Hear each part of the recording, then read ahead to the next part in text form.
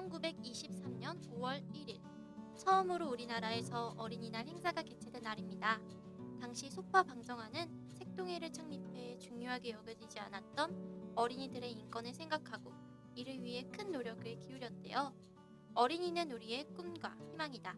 이렇게 말한 그는 이제는 그들이 하찮게 불리지 않고 어린이라는 단어로 존중받기를 요구했다고 합니다. 그리고 일제 탄압 속에서도 어린이라는 잡지를 발행하며 어린이들에게 민족의 독립 정신을 알리는 독립운동을 했습니다. 이 외에도 5월 1일에는 근로자의 날, 8일은 어버이날, 15일 스승의 날, 25일 부부의 날이 있습니다. 항상 그 자리에 있어 평범하게 여겨졌던 존재들의 의미를 한 번 더 묻고 되새겨보는 시간이자 평소 고맙지만 말로 잘 표현을 못하고 있던 사람들에게 애정과 사랑을 베풀 수 있는 참 따뜻한 시간이지요. 당연하게 생각하고 지나가던 관계의 소중함을 느끼게 되는 5월. 5월이야말로 우리에게 꼭 필요한 시간을 주는 참 고마운 달인 것 같아요. 어서 오세요. 삼시세끼 여러분들에게 쭉 필요할 식사 자리. 여기는 오감자극 영화 식탁입니다.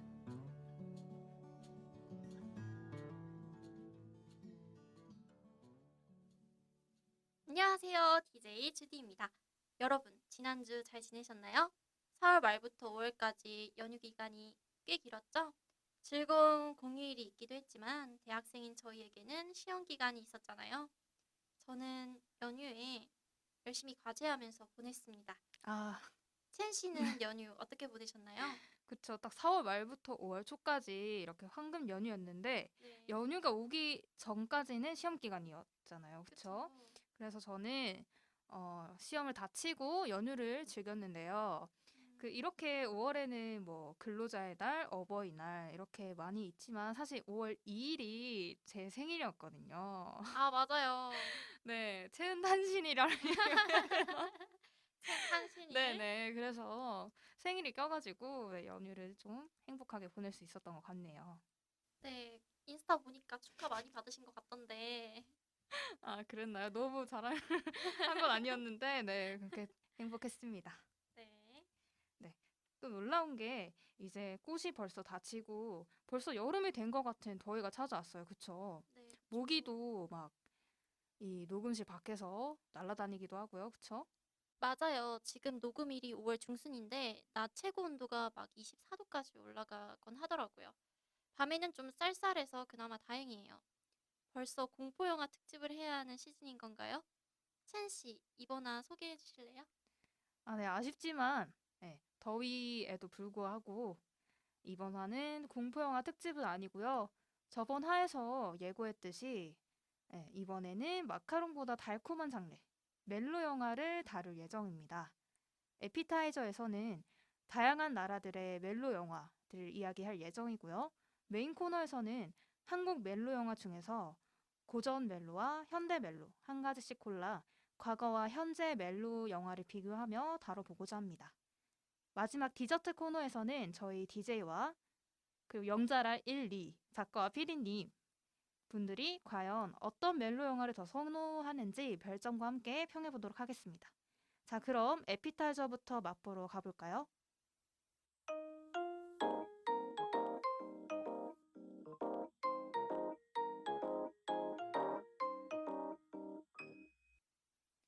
자, 에피타이저 코너에서는 각국의 멜로 영화들에 관해 이야기해 보겠습니다.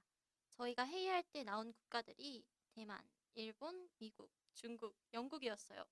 거의 나올 때 다 나온 것 같은데. 그쵸? 네, 세계 각국을 다 네. 얘기했죠. 이 중에서도 제 취향은 대만, 일본 영화의 특유의 잔잔한 감성이거든요. 네. 영화 식탁 K 당시에 대만 영화의 대표작은 나의 소녀시대. 그 시절 우리가 사랑했던 소녀, 또 말할 수 없는 비밀. 정말 띵작들이 많이 나왔었고요. 그렇죠. 일본 멜로 영화의 대표작으로는 지금 만나러 갑니다. 이 영화는 한국에서 리메이크 네, 되기도 네. 했죠. 네. 러브레터, 4월의 이야기. 너의 췌장을 먹고 싶어 음, 등등이 있었어요. 아, 정말 대만과 일본 로맨스 영화는 정말 재밌게 본 작품들이 많은 것 같은데요. 특히 저는 너의 췌장을 먹고 싶어라는 영화를 네. 재밌게 봤는데요. 아직도 그 포토카드를 제 지갑에 넣어 다닌다고 얘기를 아, 했었죠. 네. 대만, 일본, 중국, 홍콩에 이어 한국까지 아시아 로맨스 장르 영화는 국가마다 풍기는 그 고유의 분위기와 산뜻한 감성이 뚜렷한 것 같아요. 그래서 전 프롤로그에서도 말씀드렸다시피 개 중에서도 일본 영화의 감성을 정말 좋아하는데요. 히로인 실격이라든지 너의 이름은 같은 일본 애니메이션도 로맨스 장르에서 빠질 수 없죠. 맞아요. 그 너의 이름은 같은 경우에는 애니메이션임에도 불구하고 2D잖아요. 그쵸? 네. 그런데 3D 못지않은 설렘을 주는 영화였다고 생각을 하고요. 음, 혹시 보셨나요? 너의 이름은? 어, 네, 봤는데 네. 저는 끝까지는 못 봤어요. 아, 진짜요? 너무 루즈하게 느껴져서 중간에 껐어요. 아, 근데 일본 영화가 네. 살짝 그런 좋게 말하면 감성이고 나쁘게 말하면 루즈함? 음, 그런 게 조금 있는 것 같기는 해요. 네. 근데 끝까지 보시는 걸 추천드리고 싶습니다. 네. 이렇게 가만 보면은 또 저희가 좋아하는 그 대만 영화들, 그 시절 우리가 사랑했던 소녀, 그리고 말할 수 없는 비밀, 또 나의 소녀시대. 저는 나의 소녀시대를 그 중에서도 좀 감명 깊게 봤는데요. 네. 사실 저는 어 약간 클리셰적인 영화를 좋아하는 편은 아니에요. 그리고 감동을 유발하는 영화도 좋아하는 편은 아닌데 유독 멜로라는 장르 안에서는 그런 게 조금 그런 거에 있어서 관대해지는 것 같아요. 서양 하이틴 로맨스 영화들을 보면 한국과는 조금 다른 느낌이 들죠. 그쵸. 일단 뭐 고등학교를 배경으로 하는 영화를 들어서도 배경 자체가 다르잖아요. 조금 더 미국이나 영국 쪽이 자유로운 느낌? 맞아요. 그쵸. 프롬 이런 것도 굉장히 좀 파티 이런 문화도 많은 것 같고, 음, 네. 약간 한국과는 다른 세상에 사는 친구들의 역동적인 하이틴 러브 스토리를 구경하는 느낌인데, 동양의 하이틴 로맨스 영화들은 조금 더 감정이입이 되고 대리 설렘을 받는 기분이 드는 것 같아요. 또 하나의 특징을 얘기하자면 특정 계절이 떠오르는 작품들이 많다고 할 수 있을 것 같은데 저는 겨울하면 유명한 멜로 영화가 있죠. 뭐죠? 오겐키 데스까? 러브레터가 떠오르고요. 겨울하면 여름엔 그 시절 우리가 사랑했던 소녀 그리고 봄하면 너의 이름은이나 4월 이야기가 떠오르는 것 같습니다. 미국이나 영국의 하이틴 멜로 영화들 중에서도 한국적 감성과 맞거나 혹은 잔잔한 설렘을 주는 영화들이 또 있어요. 저에겐 플립이나 싱스트리트, 내가 널 사랑할 수밖에 없는 10가지 이유가 그런 영화들이었어요. 네. 그런데 이런 영화들은 대부분 아시아 하이틴 영화들보다는 퀸카, 퀸카적인 것에 집중되어 그렇죠. 있죠. 프롬킨이 누군지 그게 그러니까요. 뭐가 그렇게 중요한지 꼭 여왕벌이 등장을 하고 그리고 누군가를 괴롭히고 막 그쵸? 괴롭히고 꼭 평범한 소녀가 나중에는 환골탈태를 해서 나중에 맞아요. 인기를 얻게 되는 네. 그런 영화들이 많은데 신데렐라 스토리 네. 약간 만국 공통 국룰인 것 같기도 하고 그쵸? 네, 그런 것 같습니다. 평범한 소녀가 한순간에 퀸카로 변신해서 농구, 미식 축구 같은 스포츠 퀸카와 사랑에 빠지고 치어리더 퀸카들은 그녀를 질타하는 내용이 정말 클리셰죠. 그쵸. 네, 정말 영상이 다 상상이 맞아요. 말만 가는데요. 들어도 영화의 장면들이 떠올라요, 지금. 그리고 꼭 코미디 장르와 결합하는 면이 있어요. 핫칙, 화이트칙스, 첫 키스만 50번째, 시스터맨, 킹카로 살아남는 법, 행운을 돌려줘 같은 영화들이 그렇죠. 이렇게 보니까 몸이 바뀌는 영혼 체인지나 변장을 하는 소재들이 외국 멜로 영화 중에 정말 흔하다는 생각이 듭니다. 네, 맞아요. 멜로나 로맨스에서 이렇게 남녀가 바뀌는 설정. 만국 공통, 이것도 국룰인 것 같은데, 놀랍게도 주디 씨가 말한 모든 영화를 제가 봤어요. 아, 그래요? 제가 한때 하이틴이나 멜로 이런 거에 너무 빠졌던 시절이 있어가지고, 다 찾아봤었거든요. 네. 네, 그래서 뭐 하치, 화이트직스 이런 거는 그 영화 채널에서도 워낙에 많이 틀어주기도 했고 제 스스로도 많이 찾아보기도 해서 다 외울 정도지만 볼 때마다 재미있는 그런 영화들인 것 같습니다. 네, 음, 이렇게 가볍게 볼 수 있는 하이틴 영화도 있지만 정말 찐 멜로 영화 하면 빠지지 않는 외국 영화들이 있죠.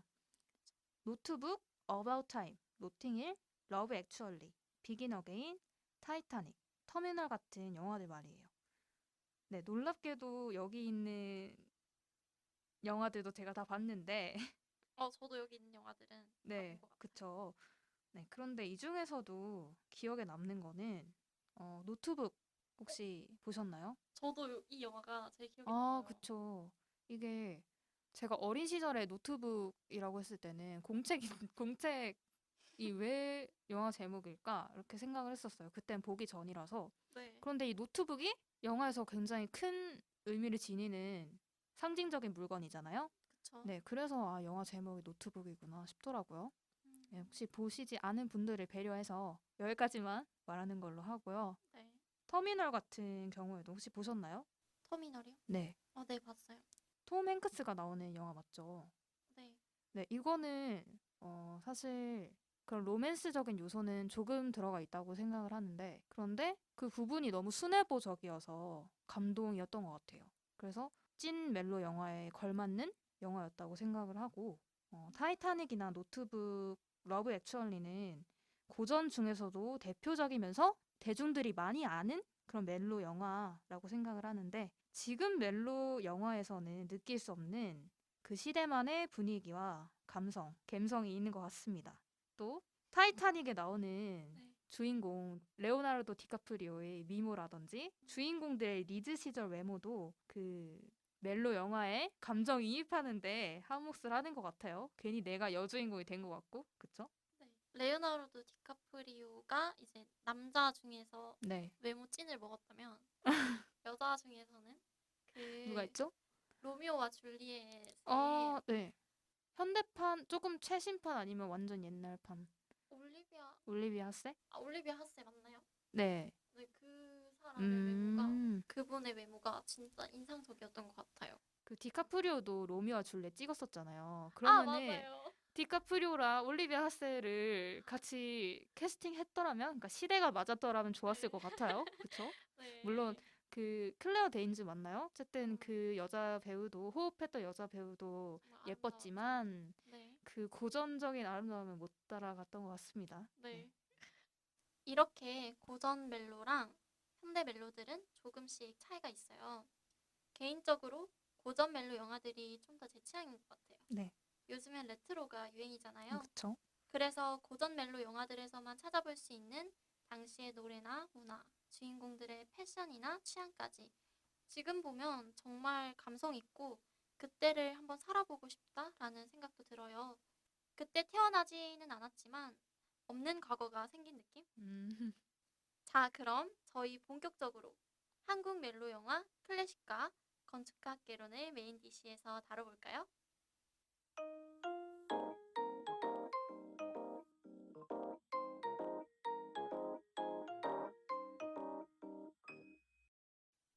클래식과 건축학개론 이번 영화 식탁 2화에서는 이야기할 한국 멜로 영화들입니다.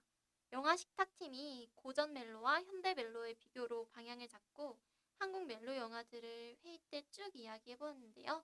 어떤 영화들이 있었죠, 첸 씨? 네, 의외로 저희가 인상 깊게 본 한국 멜로, 로맨스 영화들이 대부분 옛날에 만들어진 작품이더라고요. 그 옛날이라고 해서 완전 옛날이라기보다 그 한국 영화의 황금기라고 불렸던 90년대? 네, 그쯤 멜로 영화들이나 2000년대 초반 네. 이런 멜로 영화들이 많이 언급이 됐었는데요. 고전 멜로라고 칭한 작품들에는 미술관 옆 동물원, 8월의 크리스마스, 10월에 엽기적인 그녀, 봄날은 간다, 접속 이런 게 있었고 비교적 현재 개봉한 멜로 작품들은 연애의 온도, 뷰티 인사이드, 가장 보통의 연애, 러브 픽션들이 있었습니다. 현대 멜로는 대부분 로맨스와 코미디가 결합한 로맨스 코미디 장르가 많았는데요. 약간 요즘은 정통 멜로를 찾아보기 어려운 시대인 것 같아요. 살짝 코미디적인 요소를 섞어야 흥행이 되기도 하고 그래서 그 부분이 조금 아쉽기도 한데 한국 고전 멜로 영화는 순수한 남자 주인공이 전형적인 첫사랑 타입의 여자 주인공을 사랑하게 되는 내용이 중심으로 나오는 것 같습니다. 그래서 고전 멜로는 그런 몽글몽글한 특유의 분위기가 있는 것 같고요. 반면 현대 멜로 작품들은 두 연인 사이나 사랑에 빠지는 두 사람 간의 감정을 좀 더 섬세하게 표현하는 것 같아요. 사랑의 가장 구질구질한 면을 보여주기도 하고 그러면서 다시 서로에게 빠져드는 뜨거운 사랑의 순간을 보여주기도 하죠. 연인이 사랑하면서 느끼게 되는 다양한 감정들을 입체적으로 드러내는 게 요즘 한국 멜로 영화의 특징이라는 생각이 들었습니다. 음. 네, 그리고 이런 영화들을 보면 노스텔지어형 미녀들이 많이 나와요. 마치 음, 그때 그 시절의 향수를 불러일으키는 듯한, 음, 네, 약간 내 첫사랑이 아닌데 저 사람이 내 첫사랑인 듯한 기억 조작력? 아, 맞아. 내가 그 시대에 네. 살았던 것만 음, 같고, 왠지 그 그쵸. 거리를 걸었을 것만 같고, 그런 느낌. 청순 알죠? 미녀들 네네. 그런 느낌? 레트로 열풍으로 요즘의 패션이나 음악같이 90년대 문화들이 지금 다시 유행하기 시작했잖아요. 이번에 CGV에서 인생영화 기획전으로 고전 멜로 영화들을 재개봉하기도 했고, 영화의 전당에서도 고전 영화 기획전을 저번에 열었어요. 고전 작품들이 지금 다시 봐도, 아니 그 당시를 살아보지 않았는데도 몽글몽글한 기분이 드는 이유는 마치 내가 첫사랑에 빠지는 기분과 비슷하다고 생각해요. 첫사랑의 감정이 무엇보다 깊이 마음에 남잖아요. 누군가를 순수하고 애틋하게 사랑하는 감정들이 고전 멜로 영화에서는 정말 잘 드러나요. 물론 지금처럼 카톡이나 인스타 같은 SNS가 없는 아날로그 시대 감성이 큰 몫을 하기도 했죠. 제가 한번 생각을 해봤거든요. 네. 왜 첫사랑이 잊혀지지 않고 계속 생각이 나는지. 네. 근데 이루어지지 않았기 때문에 더 맞아요. 애틋하고 계속 생각이 나는 거라고 음, 생각을 해요. 그쵸. 그리고 첫사랑은 처음이라는 것 때문에 음, 서툴기도 하잖아요. 그래서 더 기억에 남는 게 아닌가 저 싶습니다. 제 첫사랑을 떠올려봐도 물론 저는 남자는 아니지만 그 네? 그런 네. 그런 기분이 뭐지 누군가를 음, 좋아하는 감정이 처음 드는 거니까 이걸 어떻게 해야 될지 몰라요. 음, 그래서 무작정 완전 돌진하기만 하는 거죠. 그쵸. 그래서 그 사람이 부담감을 느끼고 조금 멀어지는 경우가 있었던 것 같아요. 그 음, 사람 사이 간격을 잘 유지하지 네. 못해서. 근데 그거야말로 첫사랑이기 때문에 할 수 네, 있는 네. 그런 순수한 느낌이 드는 것 같네요. 그리고 네. 이루어지지 못했기 때문에 네. 후회가 더 남잖아요. 아쉬움? 그쵸. 아쉬움, 미련, 후회가 더 남는데 그 사람이 후회를 가장 할 때가 내 음, 자신이랑 과거의 내 자신의 행동들을 음. 뒤돌아볼 때 후회가 가장 남는데 아 내가 그때 왜 그랬을까 이러면서 아, 밤에 이불킥 하면서 네. 더 생각나는 것 같아요. 아, 아마 그래도 그게 돌이켜봤을 때 이불킥 하더라도 기억에 남을 만한 그쵸. 네, 추억이 되지 않나 싶네요. 네. 네. 주디 씨가 첫사랑을 말씀하셨는데 클래식과 건축학 개론에는 딱 첫사랑 기억 조작을 당하는 것만 맞아요. 같은 여자 주인공들인 손혜진과 수지가 나오네요. 자, 이제 고전 영화 클래식부터 이야기해 볼까요? 클래식은 2003년도에 개봉한 영화인데 이때가 한국 영화의 르네상스 시기라고 불리잖아요. 맞아요. 이 엄청난 연도에 나온 멜로 대표작이자 17년이 지난 지금까지 회자되고 있는 영화가 바로 클래식입니다. 와, 17년이나 지났네요. 정말 오래 지난 영화인데 지금 네, 봐도 전혀 촌스럽다고 느껴지지 않을 정도로 그렇죠. 거기서 이런 멘트 나오잖아요. 맞아. 촌스러워 하다가, 그래. 그래, 클래식한 걸로 하자. 이런 식으로 그 멘트가 맞아요. 생각이 나네요. 네, 그러네요. 정말 그 영화 제목만큼 딱 정말 클래식적인 멜로 영화라고 생각이 되는데 이 영화로 손예진은 당시 대한민국 영화제에 상을 휩쓸었을 만하죠. 네. 네. 무명이었던 조승우도 영화, 뮤지컬, 연극, 드라마 안 나오는 곳이 없을 정도로 유명해졌습니다. 그쵸. 이 영화를 만든 곽재용 감독은 고전 로맨스의 대표작인 엽기적인 그녀의 감독이기도 한데요. 클래식을 보면 한국 소설 소나기가 생각나기도 하고 맞아요. 외국 소설 로미오와 줄리엣이 떠오르기도 하는데 음. 개인적으로 진짜 소나기랑 비슷한 그런 아련한 느낌을 주는 것 같아요. 그렇죠? 그쵸. 황순원의 소나기라는 소설이 네.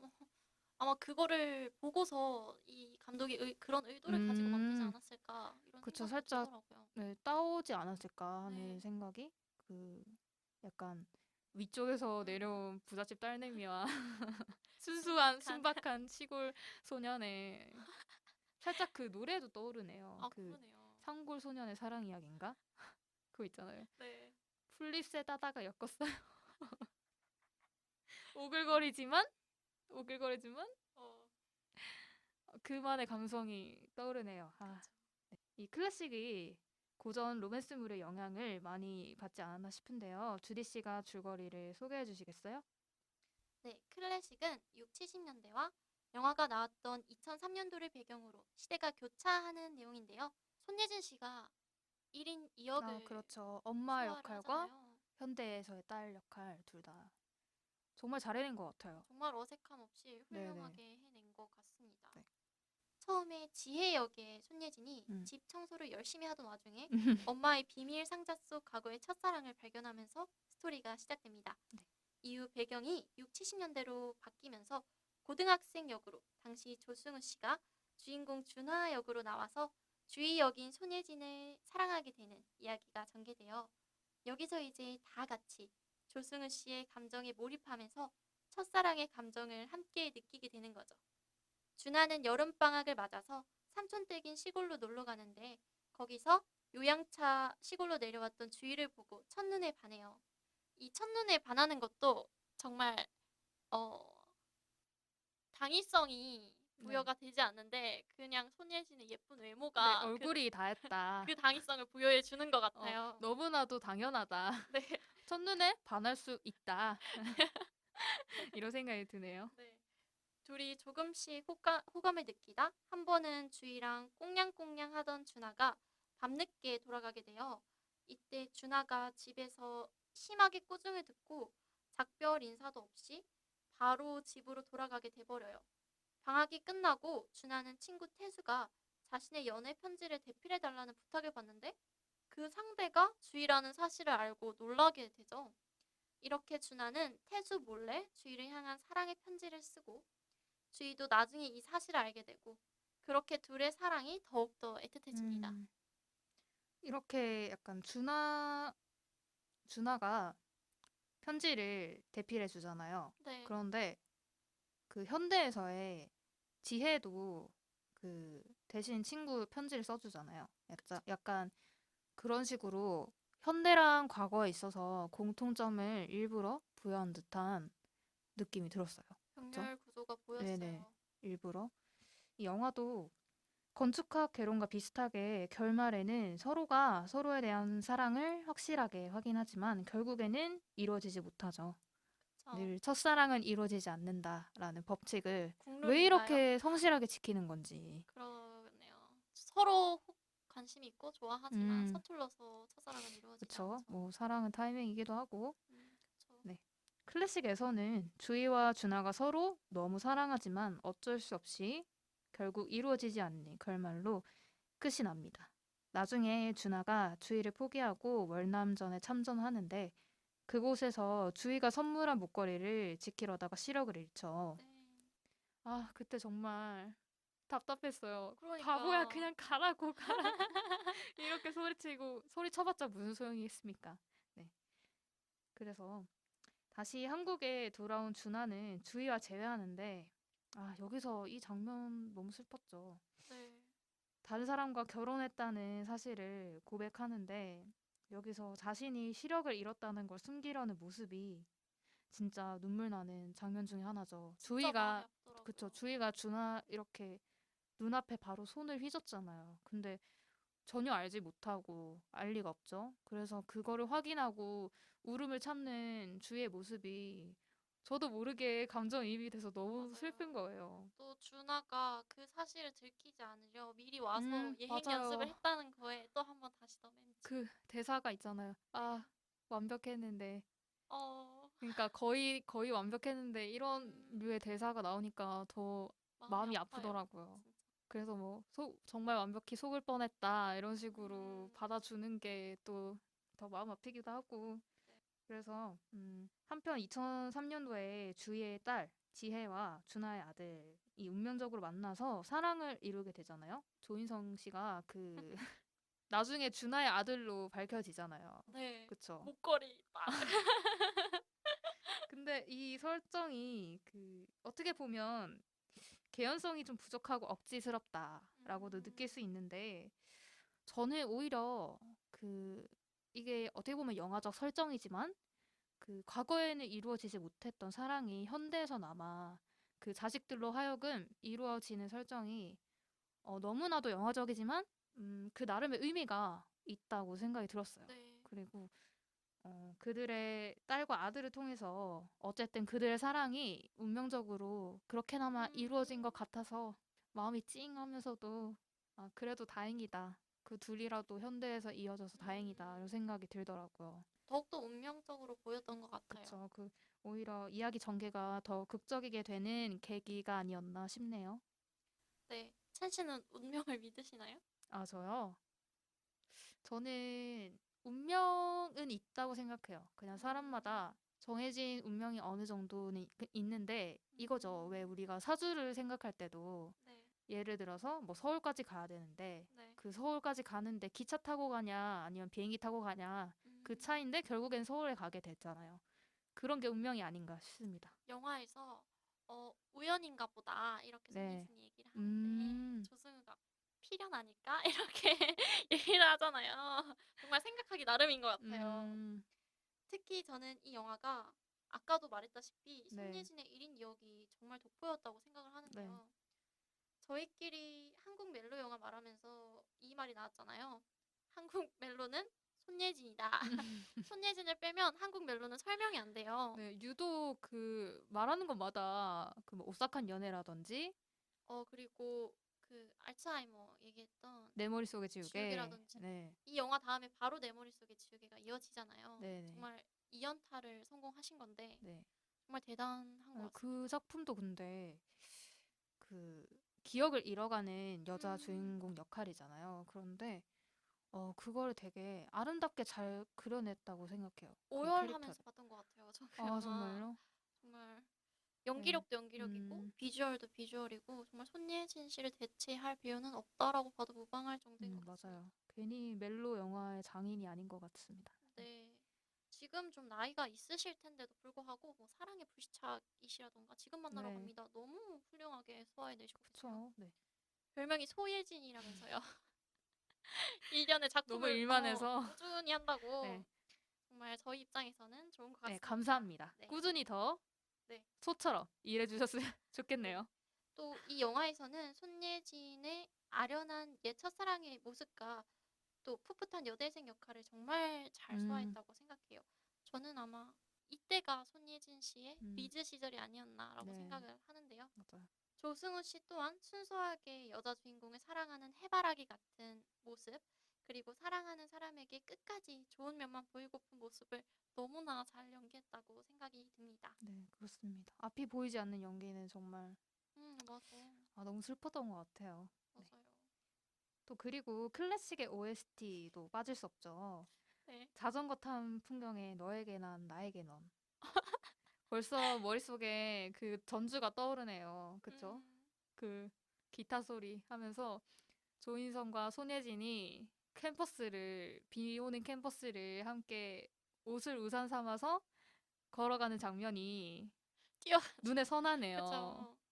네. 그리고 그거에 관한 명대사도 있잖아요. 저 하나뿐인가요? 우산이 있는데도 쓰지 않는 사람이 사람이 저 하나뿐인가요? 맞아요, 맞아요. 그리고 조인성이 이러잖아요. 그 손예진이 가려니까 어디가 내 마음 다 알아버렸잖아. 이렇게 얘기하잖아요. 너무 오글거려요. 그 대사를 잘 소화해낼 수도 있었는데 네. 그때 조인성 연기력이 조금 부족했던 것 같아요. 그렇죠? 아, 그게 조금 클래식에서 아쉬운 점인 것 같습니다. 네. 또 김광석의 너무 아픈 사랑은 사랑이 아니었음을. 아, 이게 정말 아련한 감정이 들게 하는 노래였던 것 같아요. 제목부터 너무 슬퍼요. 이게 살짝 과거의 주희와 준하의 사랑을 대변하는 노래인 것 같고, 네. 너에게 난 나에게 너는 현대에서의 사랑을 잘 표현한 노래 같고요. 네, 이런 노래가 영화에 정말 잘 어울렸고, 평소에도 이 노래를 듣다가 가사에 가만히 집중해 보면 클래식의 장면들이 머릿속에 떠오르는 느낌이 그쵸. 드는 것 같고요. 네. 클래식이 러닝 타임이 되게 길어요. 2시간이 음, 넘어가는데도 네. 좀 루즈하다는 생각을 저는 못 했어요. 네. 저도 그 러닝 타임이 길었지만 그게 과거와 현대의 얘기를 계속 교차해서 교차해서 보여주기도 보여주니까 하고 음, 그런 구조도 구조인데 그 이야기가 워낙에 탄탄해서 계속 몰입해서 보게 되어서 그런진 모르겠지만 지루하다는 느낌을 못 받은 것 같아요. 또 지금 보아도 촌스럽지 않을 영상미와 그쵸. 탄탄한 각본, 네. 또 예쁜 색감, 음, 정말 어, 클래식하다의 네. 표본이라고 할 수 있는 영화 아마 이 같습니다. 영화는 10년 뒤에도 20년 뒤에도 촌스럽지 않을 것 같아요. 그쵸. 클래식한 거죠. 촌스러운 게 아니라. 아, 그러네요. 네네. 이렇게 저는 멜로 영화에서 OST랑 영상의 어울림이 더 중시된다고 생각하는데 음, 그런 면에서 이런 OST들이 영화의 명장면을 더 빛내준다라는 생각이 드네요. 저희 건축학 개론에 대해서도 이야기해볼까요? 저는 우선 이 영화 등장인물부터 엄청나다고 네. 느끼는데요. 바로 국민 첫사랑 수지를 탄생시킨 영화이기도 하고요. 네. 또 한가인, 이재훈, 엄태웅, 거기다 조정석, 유연석까지 지금도 유명하신 분들이 나오잖아요. 네. 조정석, 유연석 배우님은 제가 요즘 보고 있는 드라마 슬기로운 의사생활의 주인공으로도 등장을 하더라고요. 건축학 개론에서는 클래식과는 다르게 코미디적 요소가 적절하게 들어가 있죠. 바로 조정석 씨가 영화의 씬 스틸러라고 해도 과언이 아닌데요. 저는 이 조정석 납득이의 설명을 듣고 네. 이제 아, 키스와 뽀뽀의 차이를 설명해주는 정말 교본으로 통하고 있죠. 키스의 바이블로 유명한데요. 네. 이 영화 개봉하고 나서 지금까지도 어, 키스의 정석으로 통하고 있죠. 이 납득이의 설명이. 네. 아, 역시 괜히 음, 이름부터가 음, 조정석 씨. 음. 히스의 정석을 보여주시는. 막 비벼, 막 비벼. 네가 한 건 뽀뽀 뽀뽀 그것도 자는 애 입에다 말이야. 그럼 범죄야, 새끼야. 지금 같으면 쇠고랑 차죠. 그렇죠. 철컹철컹 할 만한 네, 일이죠. 그쵸. 네. 이거 장난스럽게 표현한 거긴 하지만, 음, 네. 또 아는 형님에서 네, 조정석이 씬에 대한 비하인드 스토리를 이야기한 거 봤는데, 네. 그 장면을 원래는 그냥 뭐 비벼 이런 식으로 나와 더러워. 있었는데, 비벼에다가 동작을 넣으신 것 같더라고요. 이거 봐야 되는데. 저희가 보이는 라디오였으면 네. 열심히 따라해 드렸을 텐데, 영상도. 네, 이렇게 밋밋한 대사의 음, 재치와 동작을 잘 구사해서 맛깔나게 탄생시켰더라고요. 그래서 주디 씨 말대로 뽀뽀랑 키스는 다른 것이다 라는 거를 뭐 영화를 통해서 배울 수 있었고요. 네, 클래식도 그렇고 건축학 개론도 마찬가지로 두 영화는 우선은 순수한 남자 주인공이 사랑에 빠지게 되는 시선을 담습니다. 하지만 건축학 개론은 영화의 처음부터 끝까지 승민역에 더욱 초점을 맞춘 이야기가 전개되는데요. 네. 그래서 유독 영화평, 그 포털 사이트의 영화평을 보면 그 남성분들의 살짝 그때 찌질했던 자신들의 모습을 되돌아보는 그런 평이 많았던 것 같아요. 맞아요. 네. 저는 좀 승민이 보면서 답답했어요. 왜 저렇게 하지? 약간 이런 생각? 그쵸. 살짝 좀 어떻게 그쵸. 보면 미련하다. 그쵸. 사랑이 있어서 너무 미련하고, 용기가 없다. 예. 찌질하다. 음. 그런데 그게 우리 대부분의 모습 아닐까요? 진짜요? 첫사랑에 있어서 맞아요. 찌질할 수밖에 없는 그렇기 때문에 이 영화가 조금 더 맞아요. 공감이 가면서 우리 맞아요. 모두의 이야기 같았기 때문에 네. 더욱더 흥행했던 게 아닌가 싶기도 하고요. 클래식은 지나치게 음, 운명론적이잖아요. 그렇죠. 그거에 비하면 그거에 이거는 비하면 현실적? 정말 네. 평범해요. 정말 우리 음, 누군가 다 맞아요. 이런 음, 기억이 있을 법한 그런 네. 이야기를 하고 있거든요. 네. 그래서 더 감정이입이 잘 되는 것 맞아요. 같아요. 그래서 괜히 뭐 수지가 연기를 잘해서 국민 첫사랑이다. 그건 라고 아니고, 칭해졌기보다는 그렇게 누구나 공감할 수 있는 첫사랑의 어, 이야기를 담은 작품에서 첫사랑의 역할을 맡았기 때문에 국민 첫사랑이라는 수식어가 붙지 내 않았을까라는 첫사랑도 저랬는데? 라는 그쵸. 생각을 할 네. 수 있게끔 해준 것 같습니다. 영화를 보는 네. 우리는 서연이 왜 승민에게 숙제를 같이 하자고 했는지 또 승민이 몰래 키스한 걸 왜 모른 척 했는지, 음. 그리고 왜 양아치 같은 선배랑 같이 반지하 자취방에 음. 들어갔는지와 같은 서연의 사정은 알 수가 없습니다. 네. 승민의 시선에서 영화가 전개되기 때문에. 네. 그래도 클래식에서는 준하의 시선에도 주희도 같이 그와 사랑에 빠진다는 것을 영화를 보면서 느낄 수 있었잖아요. 네. 그렇죠? 하지만 건축학개론에서는 서연의 감정을 알 수가 없었죠. 그래서인지 관객들은 더욱 승민의 감정선을 따라 영화에 집중할 수 있었던 것 같습니다. 근데 저는 네. 저는 알 것도 같았는데 영화를 보면서 아, 서연의 감정을 네, 서연의 감정을 왜 숙제 어렴풋이 응. 알 수 있을 것 같긴 한데 아, 그쵸. 뭔가 확실하지는 않은 듯한? 네. 왜 숙제를 같이 하자고 했는지 약간 이거 너무 당연한 거 아닌가요? 이 동네 아, 처음 이사 그런가요? 왔고 그쵸. 네. 건축학과도 아니고 하니까 음. 너 나랑 같이 숙제할래? 음. 했던 것 같아요. 그리고 그리고 네. 몰래 키스한 걸 왜 모른 척 했을 것 같아요? 첸 씨는? 어, 주디 씨가 생각하는 이유가 뭔지 모르겠는데 음, 저는 서연도 승민이를 어느 정도 좋아했다고 생각하거든요. 저도요. 근데 왜 모른 척 했다고 생각하세요? 그니까 끼를 부린 거예요. 이 아, 여자애가 여우다. 여우는 아닌데 네. 자기가 좋아하는 사람한테 아, 이제 끼를 부리는 게 여우는 아니라고 생각을 하는데 네, 그렇죠. 승민이한테 관심이 있으니까 이제 자는 척하면서 아, 얘가 어떻게 반응하나. 이불로 어깨에 기댔어. 이불로 머리를 어깨에 기댔다고 음, 생각을 해요. 그리고 자는 척을 보통 했다. 네, 자면 네. 고개가 앞으로 넓어지지. 요렇게 위로 올려다보고 있진 않잖아요. 얼굴을 마주대고. 그래서 약간 이불로 이렇게 기댔다고 생각하는데 음, 거기에서 갑자기 뽀뽀를 한다고 해서 갑자기 눈을 확 뜨면 아, 내 그쵸. 거짓말이 뽀록 나잖아. 그죠. 내 거짓말 한 게 들키니까 계속 자는 척 음, 했다고 생각을 했거든요, 저는. 네. 아, 승민이의 마음을 떠봤다. 그런 식으로 음, 해서. 아니요, 승민이가 약간 고백을 할 수 있게 유도한 거 아, 아닐까요? 아, 네. 약간, 그렇다는 생각도 드네요. 네. 네. 오, 되게 전, 계획적인데요. 저는 그런 생각을 아, 했어요. 만약에 서연이가 그런 의도였다면 승민이가 진짜 바보네요. 승민이 바보예요. 에, 승민이 그냥 나중에 혼자 화내고 또 가잖아요. 꺼져 그니까요. 이러면서. 왜 그랬대? 진짜 이해할 수 없어. 근데 딱 첫사랑이기에 그만큼 서툴고 순수했기 때문에 자기 혼자 좋아하고 자기 혼자 상처 입고 그랬던 거 아닐까 자기 싶어요. 혼자 생각하고, 자기 음, 혼자 판단하고, 자기 음. 혼자 결정 내려버리는 스타일이 제일 피곤해요. 제가 그렇거든요. 진짜 이건 너무 피곤해요. 그래서 상대방이 너무 피곤해요. 주디 씨도 그러면 승민이한테 감정이입을 하면서 보셨나요? 그러네요. 그리고 그 선배가 네. 막 이제 어떻게 꼬셔보려고 음, 자취방으로 막 네, 데리고 가잖아요. 네. 그때도 이제 기다리고 있었으면 음, 용감하게 나서서 그쵸. 저 이제 좋아한다거나 아니면 뭐 하시는 거냐? 그럴 용기라도 없으면 그냥 띵동하면서 저 여기 지나가다가 들렀는데 선배 뭐 하고 계세요? 요렇게라도 네, 넌씨 눈인 척.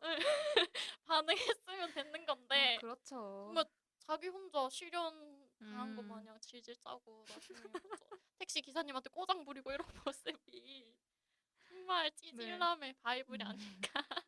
그렇기 때문에 전국에 있는 많은 음, 그런 찌질했던 추억을 간직하셨던 분들이 네. 공감을 한 게 아니었을까 싶네요. 네, 네. 그랬던 것 같습니다. 그래서 이제 서연의 감정이 알듯 말듯 하다가 네. 15년 후에 서연이가 드디어 승민이를 좋아했다고 음, 그 승민이가 고백하려고 만든 그 집을 간직하는 것과 음, 함께 얘기를 해요. 그걸 딱 네. 들키면서 네가 내 첫사랑이다 음, 이렇게 얘기를 하고 그게 내 첫 뽀뽀였다 이렇게 얘기를 해요.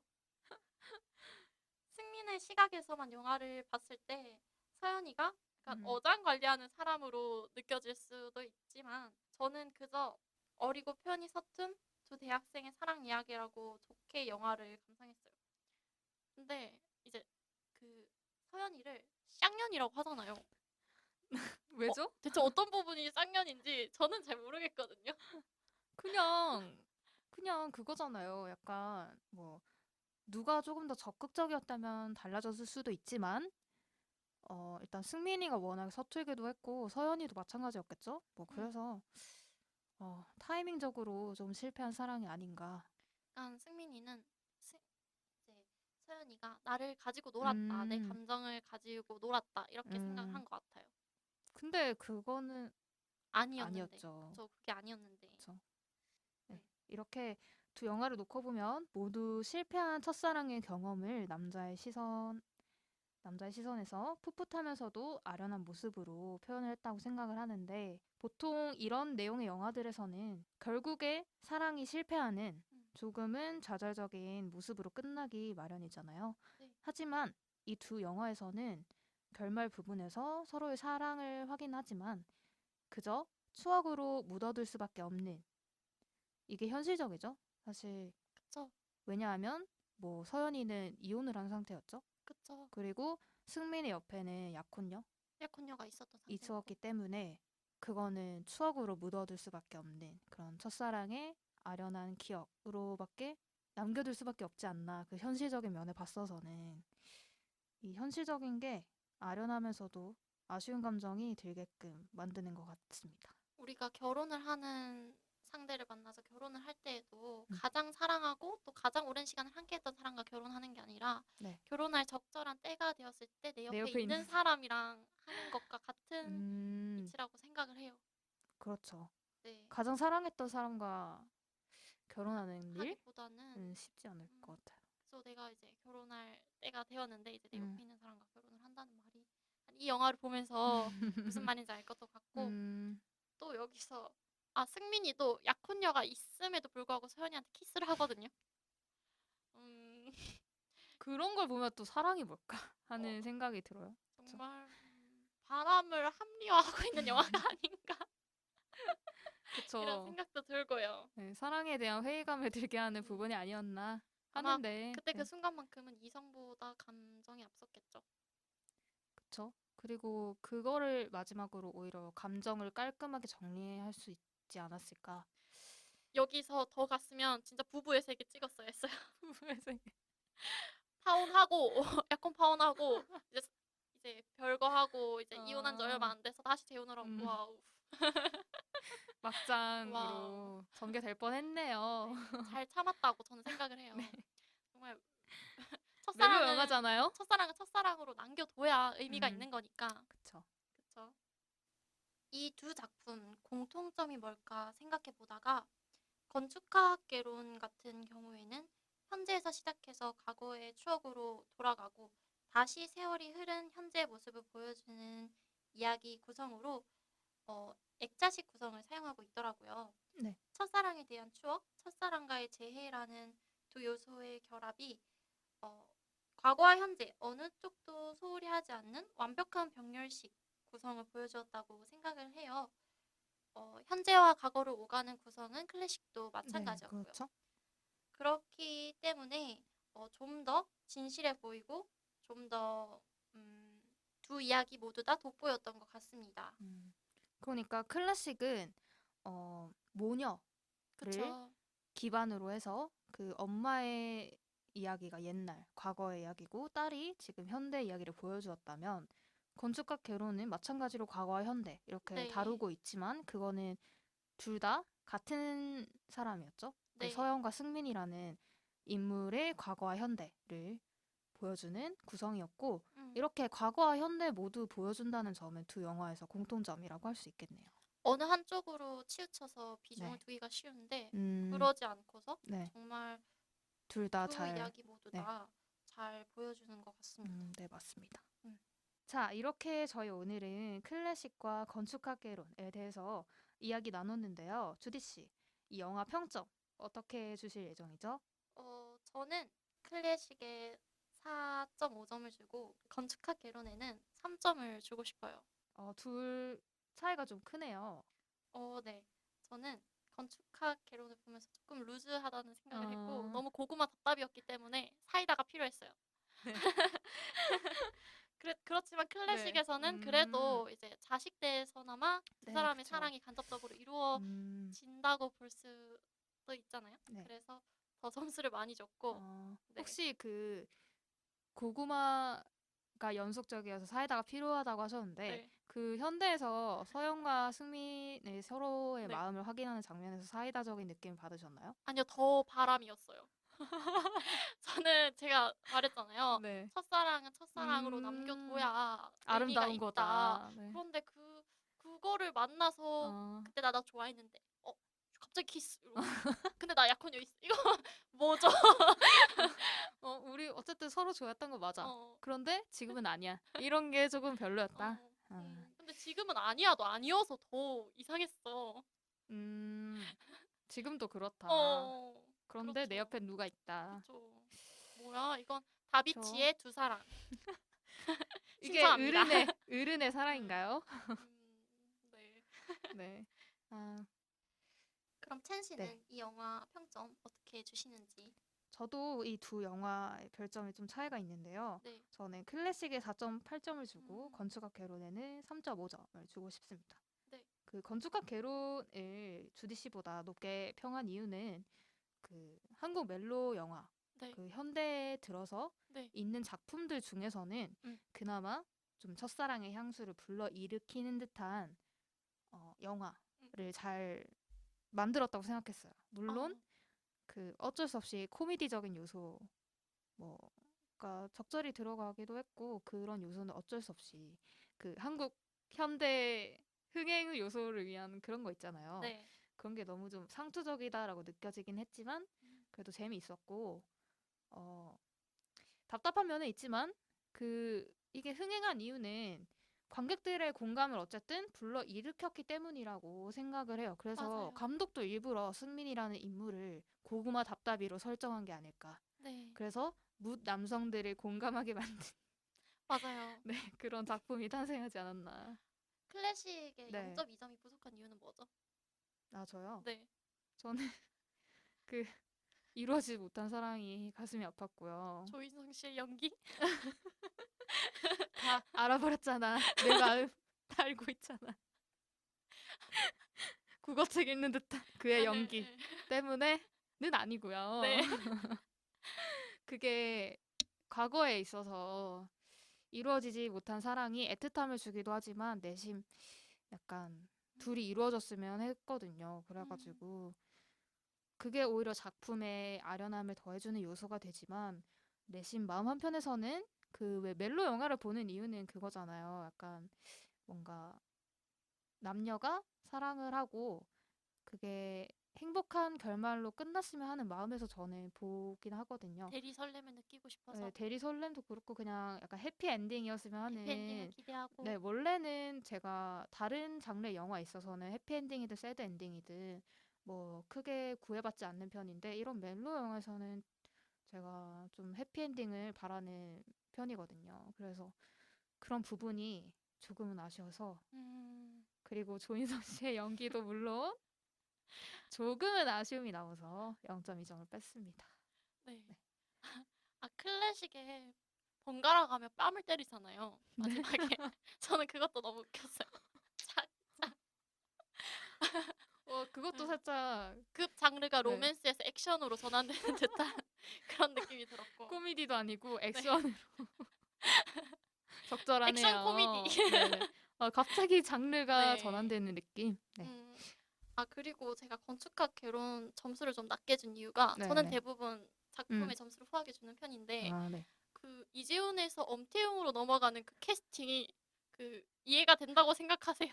살짝 그거 같죠. 천국의 계단에서 죽음의 회전목마라고 대체 불리는. 그 시간 동안 인생을 어떻게 살면 얼굴이 그렇게 힘들게 변할 수가 있죠? 아, 그 예쁜 꽃돌이가 엄태웅이 되는 게 전 미스 캐스팅이었다고 아. 보거든요. 살짝 해픈달에서 임시완 아시나요? 네네. 그 역할도 논란이 네. 많았는데. 아, 정말 못지않게 충격적으로 음, 다가왔던 것 같습니다. 이거 듣진 않으시겠죠? 아, 좀 아실 거예요, 본인도. 네, 그런 면에서 별점을 낮게 주셨나요? 네. 그 비주얼적인 요소도 멜로 아, 영화에 있어서 저는 그렇죠. 중요하다고 생각을 하거든요. 네네. 그렇죠. 네. 스토리와 그리고 음악 그리고 배우 좀 아쉬웠어요. 그쵸. 모든 걸 고려해서 네. 평점을 줘야 되니까요. 네. 네, 알겠습니다. 자, 그러면 이제 영자랄 1, 2 PD님과 작가님도 한번 모셔볼까요? 네, 좋습니다. 안녕하세요. 영자랄 1입니다. 저는 원체 옛날 감성을 좋아하는데 그래서 클래식을 더욱 재밌게 봤어요. 저는 클래식이 없었으면 건축학개론이 없었다라는 생각이 들어요. 클래식이 고전 첫사랑 멜로의 문을 열었달까라고 생각했고요. 그래서 저는 클래식에 5점 중에 4.5점을 주고 싶어요. 0.5점을 깎은 이유는 영화 포스터가 조금 아쉬워서였다고 말하고 싶네요. OST도 정말 좋았고요. 저는 클래식 본 이후로 며칠 동안 자전거 탄 풍경 그 노래 들으면서 혼자 70년대 추억에 젖어들었던 기억이 나네요. 그리고 건축학개로는 조금 아쉬웠던 게 남자 주인공의 승민의 시선에만 영화가 전개되는 게 조금 아쉬웠어요. 저는 계속 보면서 오히려 서연의 입장이 되게 궁금해졌거든요. 그녀가 어떤 감정을 느꼈을지 상상을 하게 되고 되게 알듯 말듯 하면서 궁금해지더라고요. 그래서 그 서연의 이야기가 비춰지지 않는 것에 대해서 되게 아쉬움을 느꼈어요. 그리고 주디 씨가 말한 미스캐스팅적인 부분에서도 감점 요인이 되었고요.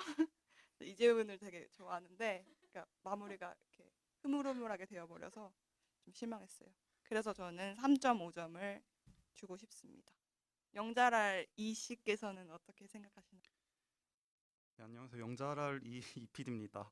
저는 클래식에 5점 만점에 4.0점을 줬고요. 왜냐면 저 영화 되게 좋게 봤거든요. 재밌고 영화를 보면서 이게 동화 같다는 느낌을 많이 받았어요. 이게 준하랑 이 주희가 너무 사랑하는데 어쩔 수 없이 헤어져야 되잖아요. 준하는 친구 때문에 헤어져야 되고 주희는 또 집안의 반대 뭐 이런 것 때문에 헤어져야 되고 또 나중에는 준하가 또 주희를 포기하고 월남전에 가요. 월남전에 갔다가 또 다치고 둘이 안 이루어지잖아요. 이 안 이루어지는 게 후세대에 넘어가서 후세? 후세대에 넘어가서 어. 이루어지잖아요. 이게 2003년도에 어쨌든 그들의 DNA가 이루어졌다는 거니까 DNA끼리의 사랑이네. 그렇죠. 어떻게 보면 생물학적으로는 맞네. 이가적 감성으로 이루어진 거죠. 그러니까 둘이 근데 어쨌든 이루어졌으니까 응, 나중에 맞아. 동화가 운명적인 진짜 만남이잖아요. 맞아. 운명적인 거 좋아. 그래서 저는 4.0점 줬고요. 1.0점이 부족한 이유는 저는 이렇게 로맨스만 집약된 장르를 별로 좋아하지 않아요. 그러니까 어떤 장르의 부가적인 요소로 들어가 있으면 저는 그걸 더 좋아하고 로맨스만 이렇게 진하게 있으면은 좀 지루한 느낌을 많이 받는 것 같아요. 제 개인적으로 제가 인생 경험이 부족해서 그런가? 그렇게 보면 건축학개론을 더 재밌게 봤겠네요. 그렇죠. 건축학개론은 아, 건축학교는 또 근데 4.0점 줬던 거. 저는 근데 아쉬운 부분. 대부분 4.0점일 거예요.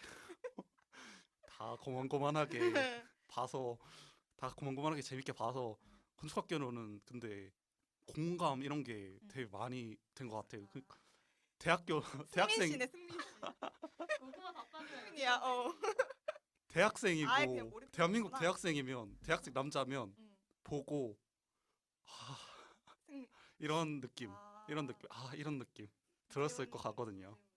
그래서 그래서 건축학교는 경우는 전 영화 볼 때 제일 중요한 요소 중에 하나가 공감이라고 생각하거든요. 그래서 외국 영화보다 한국 영화를 더 좋아하기도 하고 근데 건축학교는 같은 경우는 또 걔네들이 또 대학생이고 또 20대고 하니까 다 풋풋하구만 이런 느낌을 많이 받아서 4점 줬습니다. 사실 웬만하면 다 4점 줍니다.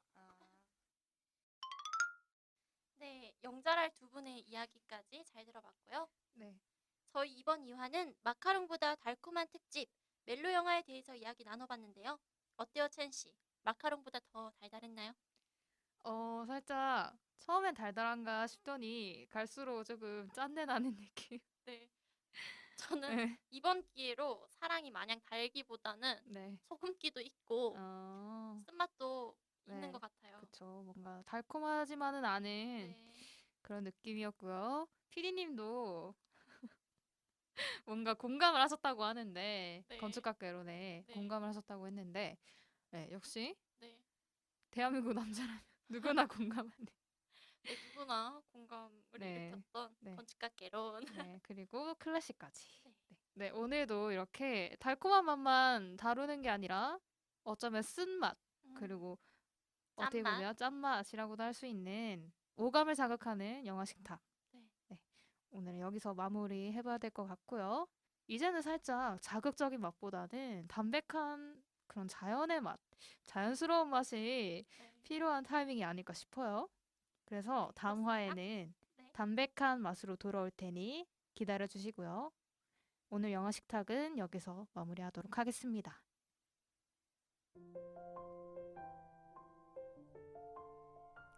지금까지 제작 부산의 달콤한 라디오 제작 지원 강서도시재생 열린 지원센터 기획 연출 이동영 구성 원하겸 진행 이준희 이채은이었습니다.